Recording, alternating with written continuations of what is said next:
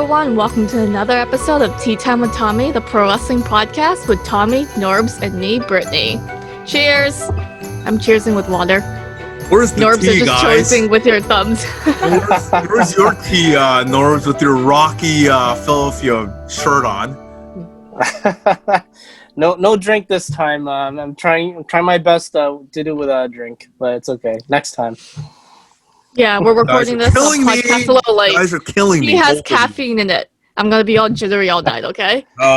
Yes. Both of you are killing me. Anyway, so on this episode, we're doing another AEW Hot Take. So number one on our list to discuss today is the return of Jon Moxley on last week AEW's Dynamite. So, Tommy, you look really excited right now. So, do you want to start off? Oh man, this whole topic is exciting, guys. I am so excited about talking about Smash Night 2. So yes, Jon Moxley makes his return since he lost to Kenny Omega. It was really funny on the mic. I called Don Callis salesman, car salesman. He looks like a car salesman, which was funny, and he's heated. Like, I don't know if you guys saw him make his return and talk in the ring, but he is absolutely heated. He's gunning for Kenny Omega, and I mean that he will not stop until he gets that title back. But the real scary thing is, if I was Kenny Omega, I'd be really afraid, because he doesn't just want the title. He wants to annihilate and get rid of Kenny Omega right off the AEW map, and Don Callis too. So that's his mission. And then something else happened, but that's another topic we're going to talk about tonight, guys. So I'm not going to get into it yet. But the Kenny Omega, Jon Moxley rivalry is definitely not over with. Stay tuned, guys, this Wednesday night. Man, AEW is on a roll with Smash Night. It's going to be absolutely exciting. Yeah, for sure. Jon Moxley looking for some revenge. He's in a foul mood. After losing the AEW World Title to Kenny Omega, this feud is just going to linger on, and I do not know what's going to happen, because this is an uphill mountain to climb for Jon Moxley to get back his title off of Kenny Omega, and the situation that we're going to be discussing in a few moments. Like I said, it's going to be an uphill battle for Jon Moxley. He's got his work cut out for him. Down the road, like we shall see that.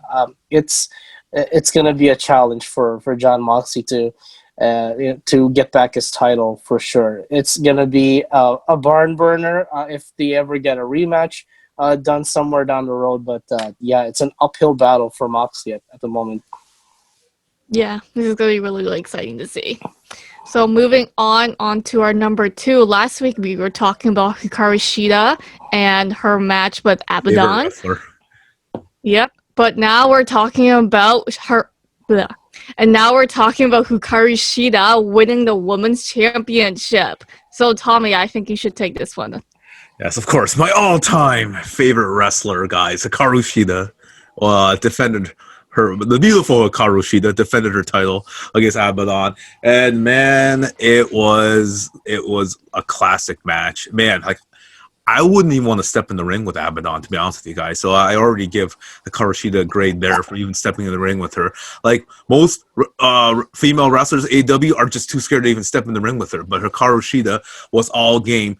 But man, it was kind of brutal. Like, she got bit in the neck again. They didn't show that part. Slid her underneath the ring. I don't know if you two saw this match. Slid her underneath the ring. We know where Hikaru Shida went. Came back and she bit her in the neck. There was blood pouring out of Abaddon's mouth. And I mean, it was vicious, guys. Vicious. But Hikaru Shida came through the champion. She is. I really hope, guys, the AEW marketing team, if they're listening, does not end this rivalry, because this is something that's definitely still at its peak. Yes, Hikaru Shida won the match. I don't think they should end the war, though. I think it should definitely keep going with this feud going on between the two, because you got the champion and you got the wrestler who no one wants to face. I mean, Hikaru Shida finally has an opponent, an arch enemy that AEW can market around for the women's division. This is something they were waiting for since they started the business, and now they have Abaddon to play against Hikaru Shida. So, I mean, It would be really, I'm sure Norris will agree, guys. It would be absolutely ridiculous if the AEW marketing team made Hikaru Shida face somebody else. That's all I'm saying. Yeah, I do think that Abaddon is quite possibly and arguably Shida's toughest opponent, in my opinion. We thought Nyla Rose and her feud with Shida was tough, and it had lingered on, but it seems like it's Abaddon now that's Shida's toughest opponent. And Tommy has alluded to, Shida was taken down to the depths of hell under the ring and got bit again by Abaddon in the match. Absolutely sadistic individual Abaddon is. But you know what? Shida is a fighting champion, and this is possibly like her toughest title defense so far. We've seen her matches with Nyla Rose, but this is possibly like on top of the list now for Hikaru Shida. She's a fighting champion, and I do think this feud might linger on, but we shall see. Abaddon's looking for more. Looking for more blood, I should say, on Shida. So we shall see down the road. This is really getting so far. I knock on wood. This is actually good. Like me and North are agree with everything. So I guess this is a good thing. Something's going on. I think this is a good thing. I think you guys, I don't know. It's a new year, Tom. Some nice Diet Coke or something before he came on. So I don't know. It's far it's so good. It's a new year. It's a new verse, my friend. I think you can both agree that Hikaru Shida is a fighting champion, and she is not boring, right, Tommy? When did I say she was boring? Like, come on, Britt. She's always been a great fighting champion. Sure, Tom. About? Sure. What are you two talking about? It's probably Abaddon trying to get into your head there, Tom. Oh, it's Abaddon who sneaks in Tommy's room at night just as to one wrestler I'm not making fun of. I'll tell you that much. She might appear through my door while I'm sleeping one day. I'm not making fun of her. Well, let's go on to our number 3 topic of today, which is Darby Allin versus Brian Cage for the main event on Wednesday. NORBZ, go ahead. Yeah, another. Thank you, Tom.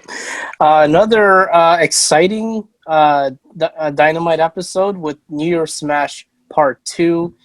Yes, Darby Allin against Brian Cage. Like the Team Taz has been taunting and been attacking Darby Allin, in the past several weeks. But now, Darby Allin gonna try and settle the score against Brian Cage, and the Team Taz, of course, is gonna be in the corner of Brian Cage is gonna be in the corner of Team Taz. Darby Allin might have Sting in his corner, but who knows? Your thoughts on that, Tom? I think it's going to be a great main event, guys. But what's man, if I were Team Taz, would you really want to get these two guys upset? Honestly, these are two individuals who are not they love that night type of thing, cinematography. They're very mysterious, they're very to themselves, and people who don't talk a lot, they're the toughest people to face. Do you really want to push these two buttons? I don't know if it's a smart move that Taz is making right now. I mean, the man's been in the business for years, but you really want? Are these the two guys you really? It's like trying to push Abaddon's buttons. Are these the two people you really want to get upset? I wouldn't want anything to do with these two guys. I would just, shake their hand, offer them some beers or something, and that's it. I would not want to try to fight these two. Darby Allin and Sting, two very, very focused but quiet, mysterious individuals. You really want to mess with these two? I would not, even though they're outnumbered. You wouldn't mess with them, Tommy? Yeah, Taz. The guy comes when the lights shut off, and he comes out of nowhere. If the lights, he could be behind you. Yeah. Darby Allin could be with his skateboard behind you, Sting with his bat. Do you want to mess with? Absolutely. Do you want to mess with these two? Oh, I don't know. Yeah, I think Team Taz is messing with Sting and Darby Allin very, very, very much, and they don't know what's coming to them for sure. Yeah, I mean, like there's other matches too on New Year's Smash coming up on Dynamite. Tom, you have the list finally, of all the matches. Oh, this you year? finally have the list. Finally got You printed it guys out the too. rundown sheet of it. What do you know? I click on AEW. See, they listen to me. Tony Khan listen to me, guys. I'm telling you, he finally got the rundown sheet of Smash Night 2, and it looks like a clown. You guys cannot miss this.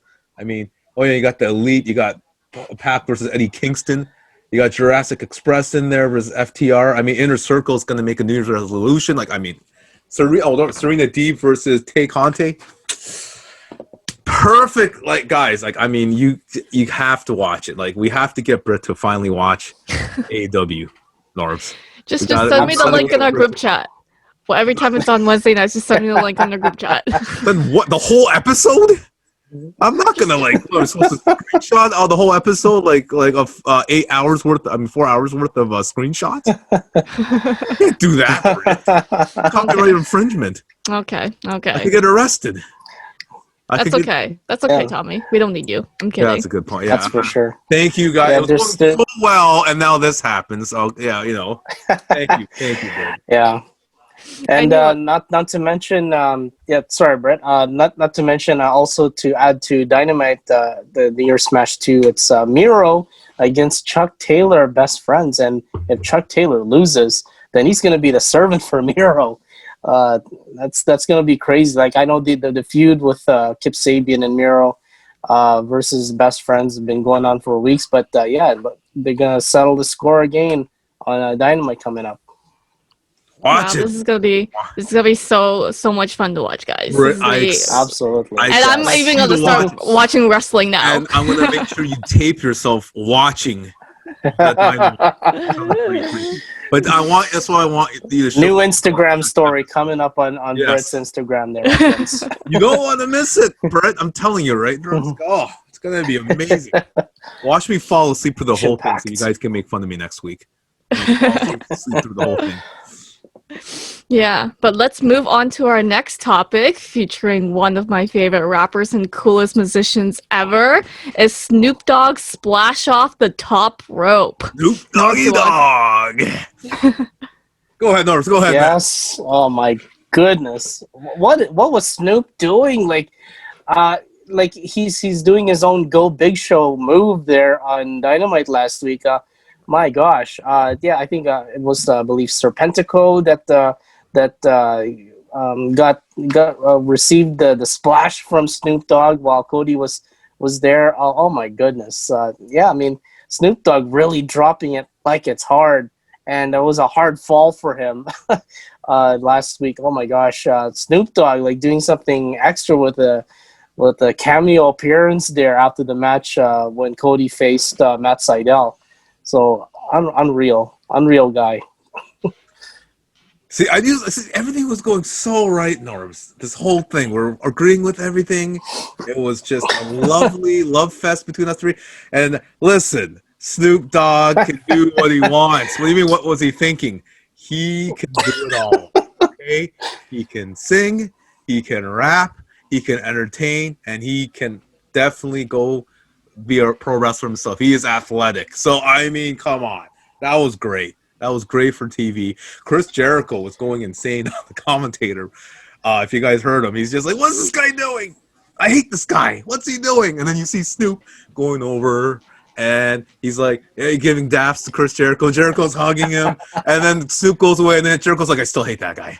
But I mean, that was funny. But, like, what he did, wow! Do you think they practiced that, guys, with him? I think he should. They have to practice that with him. I don't think so. It looked like impromptu, and I thought he was gonna break his knees or something. That was a stiff fall. You have to practice that, pretty stiff.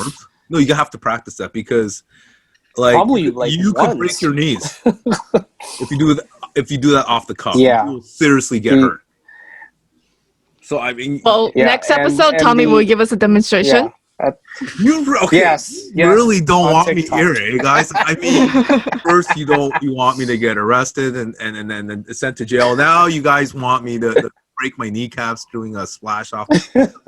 What is I think Brit's just just I don't know out there to just gun for me. What's going on? All my existence is to poke fun of you, Tommy. She wants this show to be called Tea Time with Brit soon. That's what she wants to be called. She wants me. I believe so. I think she's gonna do a hostile takeover at some point. You guys can bring Sean Columbus to take over my place. There you go. We're gonna get Tom to dance in front of the Scotiabank Arena out in Toronto. There. Oh, now if my knees are busted, as a special segment. now if my knees are busted. Anyways, let's move on from Tommy's busted knees and the hostile takeover, and let's talk about our last thing on our list today, which is Karl Anderson and Luke Gallows' shocking appearance on Dynamite to help out Kenny Omega after his match, and the Young Bucks joining in the end of the show. NORBZ, let's start off with you. Speaking of hostile takeovers, the Good Brothers from Impact Wrestling, their tag team champions there, making an appearance on Dynamite last week on New Year's Smash 1 to help out Kenny Omega after his match with Ray Phoenix. The whole locker room and the wrestlers out in the stands getting into it. But my goodness, the Good Brothers, a shocking, impactful, I should say, appearance on Dynamite and making a statement as this cross-promotion thing between AEW and Impact Wrestling is completely heating up. And speaking of hostile takeover, holy Mac, that was unbelievable ending to the show. And what's more shocking is the Young Bucks joining in the Too Sweet moment right before Dynamite ended and went off the air. The NWO doing the Too Sweet. Shocking. They join in. They join in on that fun after everyone got beaten up and beaten down in and around the ring. I mean, this hostile takeover by Impact Wrestling is certainly getting up there. It's heating up, and the Good Brothers making a statement, and Gallows and Anderson there, and Don Callis is just happy to see everything unfold there last week. You know what? I see you two having headphones on for some reason. I don't know why. It makes you look. I don't know why it makes you look more. Yes, Tom. So you know what I'm going to do? I am going to pretend I'm wearing headphones. Make myself professional. Join the club, Tom. Join the club. There you go. Like what the Young Bucks did. I have to look professional like my co-host here. So honestly, basically, guys, wow. That was a shocker. Young Bucks coming and joining forces with Kenny Omega, Luke Gallows, and the rest of the team there. I mean, it looks like what is this? NORBZ, what is that? They're doing this. What is this? It's this. It's the Too Sweet. What are they doing? What is that? Peace? That is like, not it, my friend. You gotta tip your peace, your middle fingers there. What they're doing. No, oh my goodness. Yeah, like get another sign signal for crying out loud. Hey, but like seriously, what is that? Yeah, anyways, other than that, the signature, this group looks absolutely ready to go. You got, if this is the team together, like I guess Gallows, and forgive me, who's the other partner there, NORBZ? I should have remembered the other. Karl Anderson. They were former tag team champions in WWE, now with Impact. Right, and those two are definite studs, and I guess Impact and AEW are doing a cross promotion thing. So if those two, Gallows and Karl Anderson, join forces with Kenny Omega and the Young Bucks, wow, look out! You think the Inner Circle was a power team, guys? These guys will be a force to be reckoned with. And even though Jon Moxley is the boogeyman has a lot on his hands now. You know, just like the John Wick. Absolutely. Keanu Reeves going through 100 men right now. That's what Jon Moxley's going to have to go through. But it's going to be a great rivalry. Like, I mean, hey, maybe Jon Moxley can bring the Shield back. But in all seriousness, he's going to have a crew. Going to have a crew with him. Yeah, I mean, Jon Moxley has to, like I said, it's going to be an uphill battle if he ever wants to be AEW champion again. And like that's what he has to contend with. And the band is back together with Anderson, Gallows, the Young Bucks and Kenny Omega, just like in Japan when they were all together there. So unbelievable. I can't wear this anymore. Anyway, yeah, so Okay. basically, why? Tommy, why'd you take off your headphones? Why you guys even Join the club, man.